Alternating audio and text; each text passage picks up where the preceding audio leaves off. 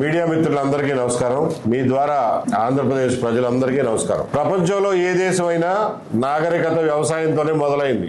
నాగరికత మొదలైనప్పుడు వ్యవసాయం, భూముల మీద హక్కులు ఇవన్నీ ప్రజలకు ఉండేవి. వేరు వేరు దేశాల్లో వేరు వేరు రకాలుగా ఈ భూమి మీద హక్కులు రైతులకు దఖలపడినాయి. కొన్ని దేశాల్లోనేమో ఎవడో వచ్చి రాజు జయించి ఈ భూమి మొత్తం నాదే, నా తాబేదారులకి, నా కోసం పనిచేసే సైనికాధికారులకి, నా దగ్గర ఉండే ఫ్యూడల్ లార్డులకి నేను ఇస్తున్నాను అని చెప్పి వాడు గ్రాంట్ చేసేవాడు.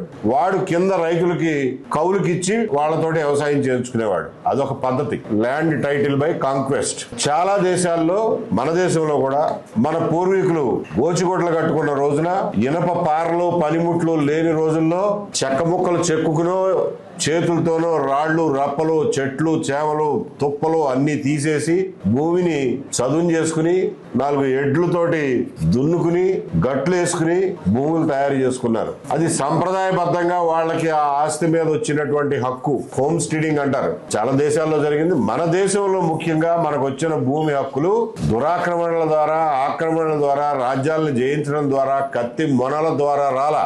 రైతులు కష్టపడి వాళ్ళు, వాళ్ళ కుటుంబ సభ్యులు పాము కాట్లకు గురై, అనారోగ్యాలకు గురై, మలేరియాలకు గురై చచ్చిపోతూ బతుకుతూ ఆ తయారు చేసుకున్నటువంటి భూములు ఇవి.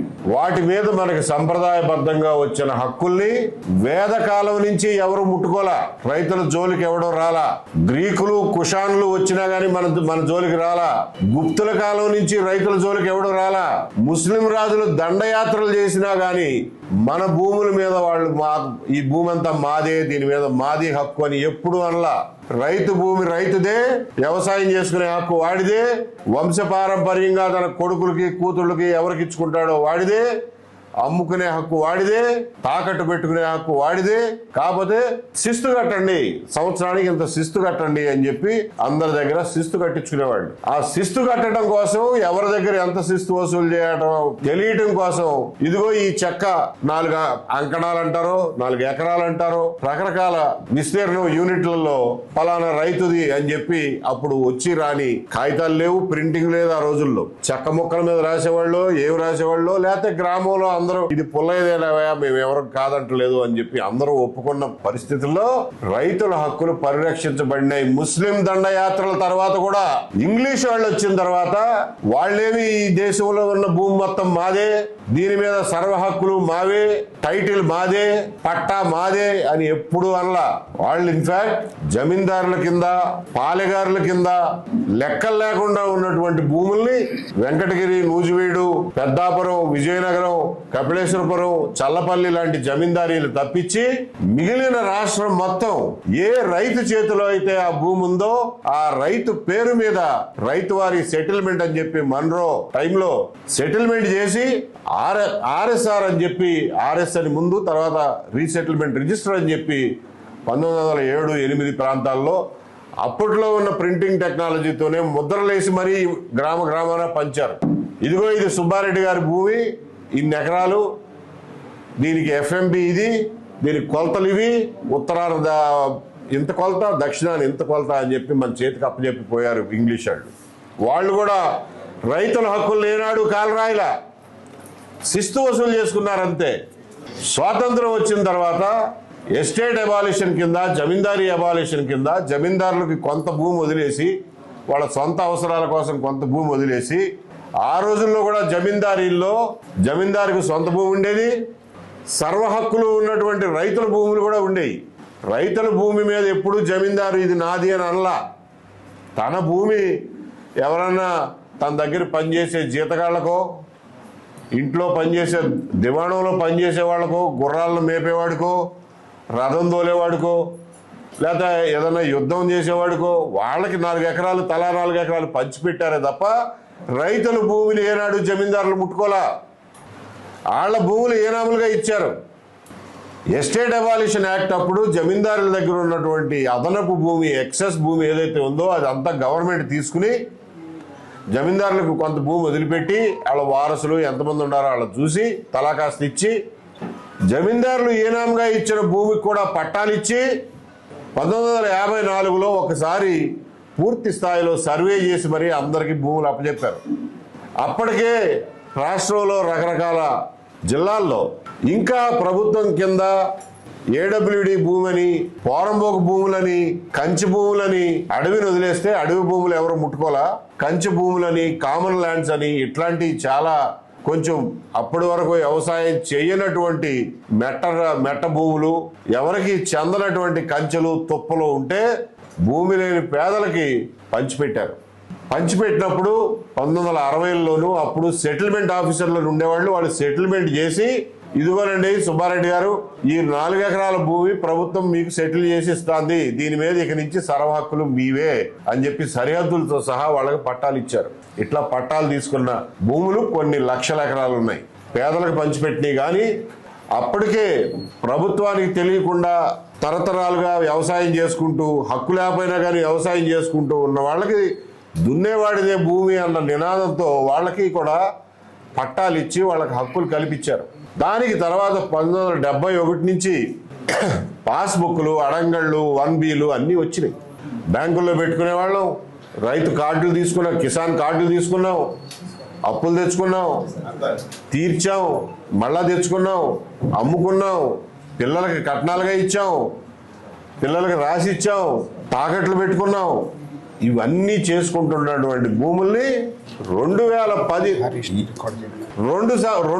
సంవత్సరాల్లో ఏ పాలకులు, ఏ ప్రభుత్వం ముట్టుకోనటువంటి నా ఆస్తి హక్కుని 2000 సంవత్సరం, ముఖ్యంగా 2010వ సంవత్సరం నుంచి ఈ ప్రభుత్వాలు చెరబట్టడం మొదలెట్టినాయి. 2012లో నాగార్జున రెడ్డి గారు ఇచ్చినటువంటి జడ్జిమెంట్ ఒకటి అడ్డం పెట్టుకుని అప్పటి వరకు ఎక్కడా లేనటువంటి ఈనాం భూముల్ని దేవాదాయ భూముల కింద దేవాదాయ శాఖ వాళ్ళు వాళ్ళ పద్దుల్లో రాసేసుకున్నారు. రాసేసుకుని వాళ్ళ పద్దులు సబ్ రిజిస్ట్రార్కి పంపించాడు. ఆయన మొత్తం లిస్టు పెట్టుకుని మనం వెళ్ళి అమ్ముకుంటున్నామండి అంటే రిజిస్టర్ చేయడానికి వీల్లేదు పొమ్మని పోయాడు. అలాగే 2017, 16, 17 నుంచి మీ భూముల్ని కంప్యూటర్లో ఎక్కిస్తాము అని చెప్పి ఆ పేరు మీద కొన్ని లక్షల ఎకరాల రైతుల భూముల్ని ప్రభుత్వ భూమిగా ఒక్క రోజులో, ఒక్క రాత్రికి రాత్రి ప్రభుత్వ భూములుగా చూపించి 22Aలో సబ్ రిజిస్ట్రార్ ఆఫీస్కి పంపిస్తే ఆ రోజు నుంచి ఈ రోజు వరకు దిక్కు తెలియకుండా మనం ఇవాళ తిరుగుతూ ఉన్నాం. సీతాదేవి భూమి నుంచి పుట్టిందంటారు.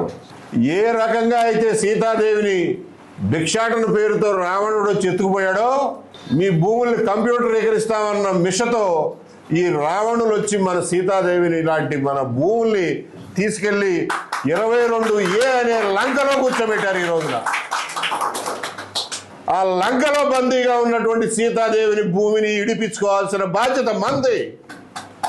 దానికోసం ఏ యుద్ధానికైనా మనం సిద్ధం కావాల్సిందేనని చెప్పి మీ అందరికీ తెలియజేస్తున్నా. ఎందుకంటే బతిమాలితే రావణుడు ఏమన్నా ఇచ్చాడా? మండోదరి మాట ఏమన్నా విన్నాడా? హనుమంతుడు వెళ్ళి బతిమాలితే ఇచ్చాడా? యుద్ధం చేస్తేనే ఇచ్చాడు. లేకపోతే ఈ రావణులు, ఈ కుంభకర్ణులు, ఈ ఇంద్రజిత్తులు, ఈ దేవాంతకులు, ఈ నరాంతకులు వీళ్ళందరూ కలిసి సీతాదేవిని ఇడిపించే పరిస్థితిలో లేరు. రావణుడికి 10 తలకాయలు ఉన్నట్టే ఈ రోజున మన భూమిని ఎత్తుకుపోయిన వాళ్ళకి ఒకళ్ళ ఎంఆర్ఓ పేరు మీద, ఆర్డీఓ పేరు మీద, విఆర్ఓ పేరు మీద, బ్రోకర్ల పేరు మీద, ఎమ్మెల్యేల పేరు మీద, జాయింట్ కలెక్టర్ పేరు మీద, కలెక్టర్ పేరు మీద, సీసీఎల్ఏ పేరు మీద ఇన్ని తలకాయలు ఉన్నాయి.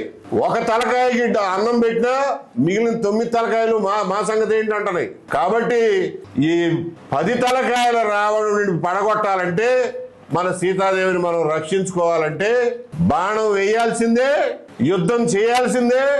శ్రీరాముడు 2 చేతులతోనూ బాణాలు వేశాడు. మనకు ఆ అవసరం కూడా లేదు. మనకి రావణుడిని పడగొట్టడానికి 1 వేలు చాలు బటన్ నొక్కటానికి. కాబట్టి ఖబర్దార్ అని చెప్తున్నాం. మర్యాదగా మాకెవరికి తెలియకుండా, నోటీస్ ఇవ్వకుండా సీతాదేవి తల్లి లాంటి మా భూముల్ని ఎత్తుకుపోయి శ్రీలంకలో 22Aలో దాచిపెట్టావో దాన్ని బేషరతుగా తిరిగి మాకు అప్పచెప్పండి. అందులో మీకు ఏమన్నా క్లెయిమ్ ఉంటే, ప్రభుత్వ భూమి ఉంటే మాకు నోటీస్ ఇచ్చి మాట్లాడండి. అంతే తప్ప ఆడి దగ్గరికి వెళ్ళు, ఈడి దగ్గరికి వెళ్ళు, రావణుడి మా తమ్ముడు ఉన్నాడు ఆడితో మాట్లాడు, ఆడు 6 నెలలు కుంభకర్ణుడు, 6 నెలలు నిద్రపోతాడు, 6 నెలలు తింటాడు. అంటే 6 నెలలు పదవిలో ఉంటాడు, 6 నెలలు అపోజిషన్లో ఉంటాడు. ఎవరిని అడగాలి మనం పోయి? అందరూ ఒకటైపోయారు ఇందులో. ఈ రోజున చంద్రబాబు నాయుడు గారు నిన్నే అంటున్నారు, బాపట్లని 22A విముక్త జిల్లాగా చేయడానికి కలెక్టర్ గారు ఒప్పుకున్నారు అంట. ఈయన ఒప్పుకోలా, కలెక్టర్ గారు ఒప్పుకున్నారంట. కలెక్టర్ గారు ఖచ్చితంగా చేస్తారు, అభినందిస్తున్నా.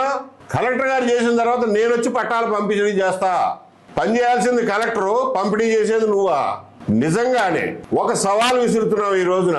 బాపట్ల జిల్లాలో 5 వారాలు, మీరు చెప్పిన 5 వారాల్లో కనుక కలెక్టరు 22A విముక్తి జిల్లాగా ఆ జిల్లాని చెయ్యలేని పక్షంలో కలెక్టర్ని అక్కడి నుంచి ట్రాన్స్ఫర్ చేయండి.